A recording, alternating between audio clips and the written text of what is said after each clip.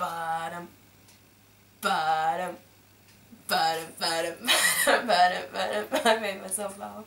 Hello everyone, I'm Carrie Hope Fletcher, aka It's Way Past My Bedtime on YouTube, and I am newly recruited by GB Posters to do some book reviews for you. Now, I know that what we choose to read is all down to personal taste, so what I've read in the past and what I'm reading right now might not be your cup of tea. However, I am absolutely and positively more than happy to take book recommendations down in the comments if there's anything you think that is definitely worth me reading and reviewing. Because one thing you should know about me is that I will read anything. But I thought I'd start with the book that saw me into the new year that I finished a couple days ago, and it is by none other than John Green himself. For those of you who have only just opened your internet browser for the first time in your lives, John Green is half of the Vlogbrothers and an absolutely fabulous writer. His most recent book, The Fault in Our Stars, had me sobbing for hours on a plane journey I had to America recently, and it was part of a YouTube book club I held in October. But the book of his that saw me into the new year was An Abundance of Katherines. It's about a boy called Colin Singleton who's somewhat of a child prodigy, but he only dates girls called Catherine. You know how some guys prefer blondes and some guys prefer girls with nose piercings? Well,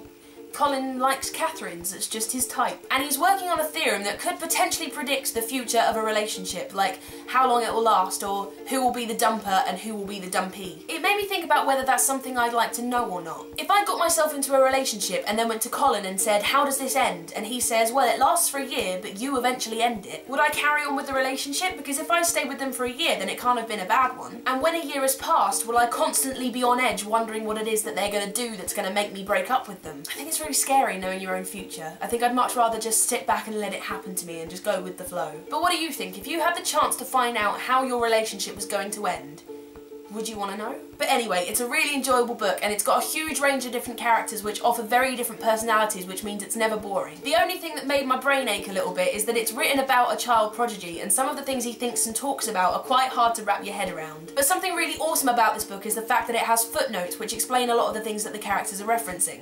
Very much like they've cleverly done with the author's name on the front of the book. So I think I'd give it a 3.5 out of 5 altogether, but it was really enjoyable, and if you like John Green stuff, then it's definitely worth a read. And I shall see you once I've read another book. Sorry for stealing your line, Jack.